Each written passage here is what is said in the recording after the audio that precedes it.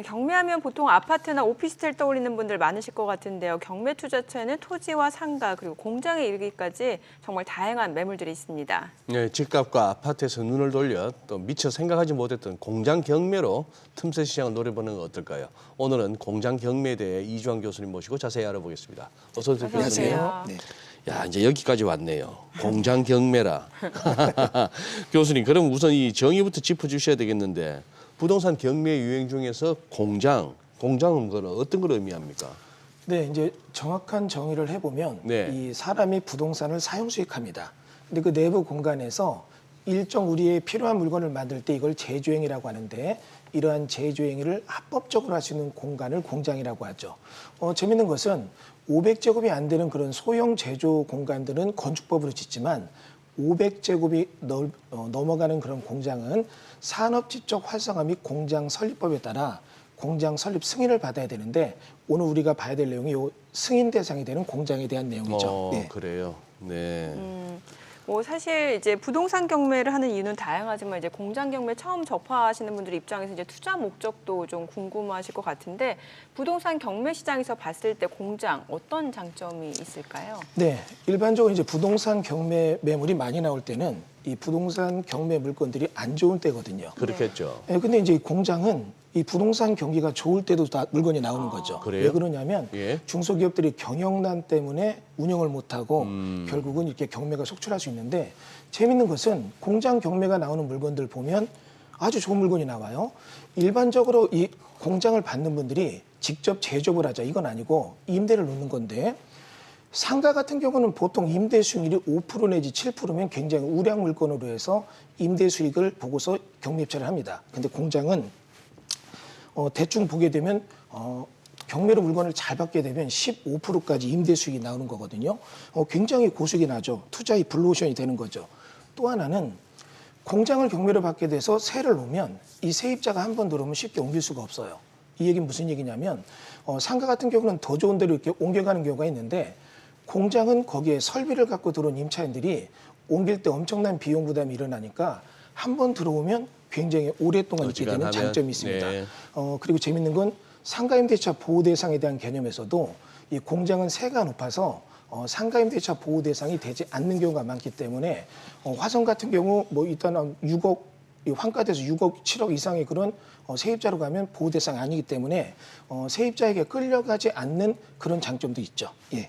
세입자한테 끌려가지도 않는다. 예. 예.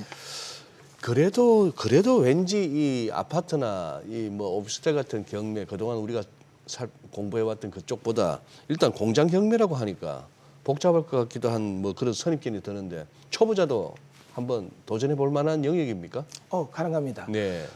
경매 시장에서는 이 민법적 개념으로 접근된 상당히 오래된 고수들이 있죠. 이런 고수들이 여러분이 막 경매를 처음 시작할 때 경쟁을 이룰 때 이기기 힘들어요. 근데 이 공장에 대해서는 경매를 오래 한 분들도 공장에 대한 이해도가 좀 떨어집니다. 그러니까 오히려 조금 공장에 대한 기본적 지식을 익힌다면 여러분이 조금 더 경쟁, 우위에 있는 그런 경매 입찰을 할 수가 있는 장점이 있죠. 또 하나는 이 공장을 또 제조업하는 분들이 실수요자가 돼서 공장 경매를 많이 이렇게 찾는데 문제는 이분들이 또 경매를 모른다는 거예요. 그러니까 네. 재밌죠? 공장하는 분들은 경매를 모르고 경매하는 분들은 공장을 모르니까 요 사각시장에서 양쪽을 다 한다면 상당한 수익을 낼 수가 있습니다. 예. 그러면 좀 자세히 알아보면 좋을 것 같은데 네. 만약 이제 공장 경매를 해보겠다 마음을 먹으면은 이제 매물부터 좀 찾아야 될 것 같은데 그렇죠. 예. 사실 아파트는 이제 거주 요건 이런 거를 매물 볼 때 고르잖아요. 그러면은 공장 같은 경우는 매물 고를 때 좀 기준이 될 만한 게 뭐가 있을까요? 네, 아주 중요한 질문입니다. 예. 이 많은 분들이 부동산 입지가 좋은 데다가 공장 받았다고 좋아하는데 오히려 세를 못 놓는 거예요. 왜 그러냐면 이 공장은 공장 승인 대상이라고 해서 약간 다른 특성이 있습니다. 이런 경우죠. 부동산 입지가 좋은 데는 그만큼 개발이 됐고 인접에 사람들이 많다는 얘기예요. 그러면 이 사람들이 공장 들어오면 민원이 들어오니까 이 공장 나름대로 공장 입지 기준을 정하고 산업 코드 번호를 정합니다. 그게 두 개가 맞아야 들어올 수 있는데 의외로 수익이 많이 나는 공장에 들어가려고 하면 코드 번호가 안 맞는 거예요. 여러분이 조금 공부하실 것은 이런 산업 코드 번호가 어떻게 되는가 이런 부분에 대해서 조금 공부를 하신다면 수요가 많은데 가서 보면 오히려 이런 데 부동산 입지는 안 좋아 보입니다. 하지만 굉장히 많은 수요자가 대기하고 있는 공장들 받는다는 것 중요한 얘기고요. 두 번째는 이 공장에 대해서는 여러분이 이제 이 평수에 대한 개념 말고 입체적 개념을 이해하셔야 돼요. 많은 분들이 그냥 몇 평 정도 공장 이렇게 해서 받았는데 세를 못 내는 이유가 작업 환경을 위해서 공장은 기계 설비가 들어가야 되고 그러면 일정 높이가 확보돼야 됩니다.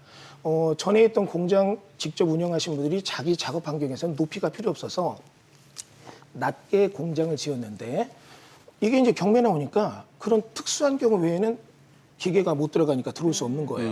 그러니까 이런 높이 등에 대한 것도 여러분 좀 보셔야 되고 두 번째는 이 공장에 대해서는 공장 저당법이라는 게 있습니다. 네. 그래서 이 공장 저당법에 따라서 기계 설비까지 묶어서 경매가 나오는데 낙찰받고 나서 보니까 기계 설비가 거의 쓸모없는 거다. 이럴 때는 굉장히 손실이 날 수도 있으니까 이런 부분도 조심해야 되죠. 그리고 지역 주민의 어떤 민원이라든지 이런 부분 등에 대해서는 여러분 좀 체크를 하셔야 됩니다. 이거는 감정평가서나 뭐 어떤 서류상 나오지 않는 거니까 직접 발품을 팔아서 보면 뭐 진입도로가 좁아요. 그러니까 민원이 많아서 그 공장에 들어온 그런 임차인들이 들어오지 못하는 거예요. 이런 부분 등에 대해서 사전 조사하시는 것도 굉장히 중요하게 보입니다. 예. 아까 처음 이제 교수님 설명을 듣다 보니까 제가 공장 경매를 받는 이유가 그래서 내가 공장을 운영하겠다는 게 아니고 예. 통상적으로 이제 네. 임대 수입을 받겠다. 네. 이 공장에 들어와서 일할 그쪽을 이제 세를 놓겠다 하는 그쪽이었는데 아까 또 말씀하신 게 기계 설비가 남아 있을 경우에 네. 그게 또 뭐 노후화 됐거나 뭐 전혀 쓸모없으면 그 처분 비용도 들겠고 그렇죠. 그러면 그거와 다른 업종이 또 들어오려면 다 비워줘야 되고 네. 뭐 여러 가지가 그거 합니다. 근데 지금 지역도 중요한데 아파트 같으면 쉬워요. 사람 많고 뭐 수요가 몰리는 지역에 있으면 아무래도 그 인기가 있겠는데 공장은 좀 약간 다릅니까? 그러면 어떤 지역이 더 인기가 있습니까? 예, 공장이 이제 경매를 받아서 환가성이 네. 높아지는 경우가 두 가지로 분류해 볼 수 있습니다. 첫 번째는 대규모 공개발이 이루어지는 지역이 있는데 이 지역 내에 공장이 많은 거예요. 그럼 수용을 당했죠? 예. 보상받았고 예. 이분들이 보상받고 공장을 이전해야 됩니다. 예. 그러면 인근의 공장을 찾는데 인근의 공장이 요즘 땅을 사서 짓는 게 쉽지가 않거든요. 예. 많이 이제 규제도 심해졌고 두 번째는 건축비가 너무 올랐습니다. 그러다 보니까 인근의 이런 공장들에 대해서 기존 공장을 사게 되는데 이런 데 공장을 경매로 받아둔다. 그러면 자동적으로 고가 환가를 노릴 수가 있고요. 두 번째는 이 공장에 대해서 이 입지론과 필지론에 대한 개념에서 조금 혼돈이 있는데 실질적으로 산업 코드 번호군이 굉장히 높게 잡히는 지역들이 있어요.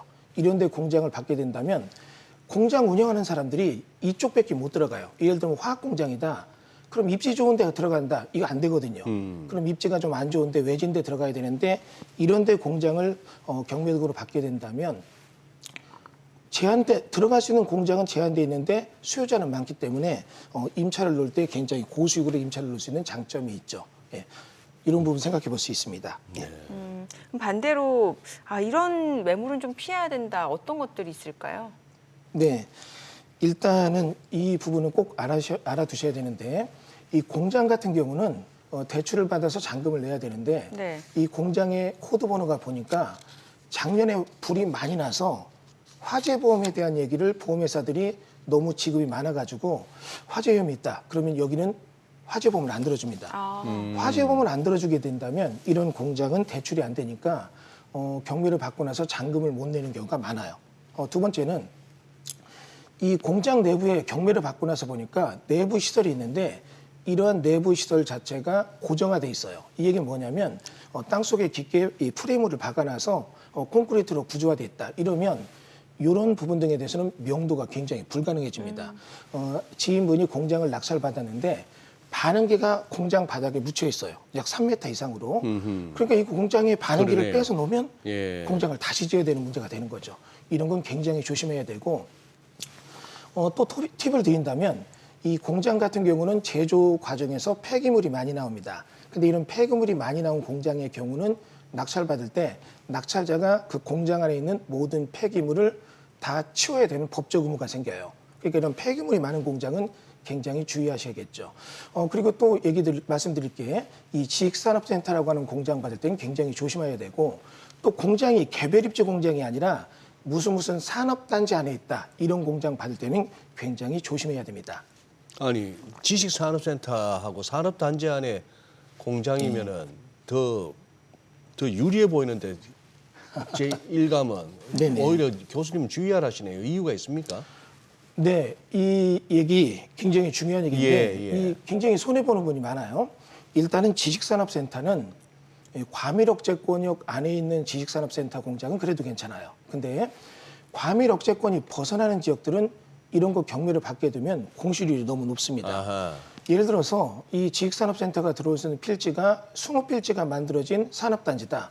그럼 여기에 한 동 건물에 보통 한 800개에서 1000개 정도의 그런 IT밸리가 들어오는데 공급 물량이 몇백 개가 되는 거죠. 예. 근데 그에 대해서 입점할 수 있는 기업의 수요는 적으니까 예. 공실이 높으니까 조심하셔야 되고 두 번째는 산업단지 같은 경우는 국가가 수용을 해서 저가로 기업들에게 분양해 준 땅이에요. 예. 그럼 이 땅에다 공장을 짓게 될 때는 투기를 막기 위해서 입주하시는 기업들 요건이 있습니다. 예. 그럼 입주 계약을 맺어야 되는데 입주 계약을 맺는 조건이 까다로워요.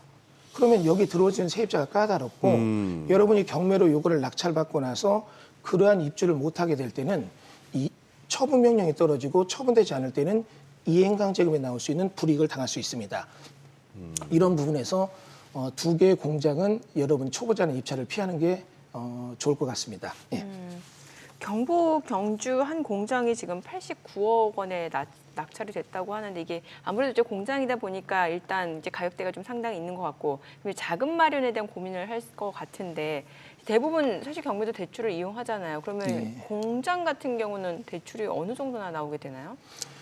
네, 아주 공장 경매에 굉장한 장점이 있죠. 네, 뭐예요? 일반적으로 아파트를 낙찰받았다. 요즘 감정가 대비 또 낙찰가 대비해서 받을 수 있는 금액이 굉장히 적습니다. 근데 공장의 경우는 중소기업을 육성한다고 해서 이 담보 비율을 높여놨어요. 아, 그래서 내가 좀 공장 경매 받을 때 저가로 받았다면 아주 좋은 경우는 90%까지 대출이 됩니다.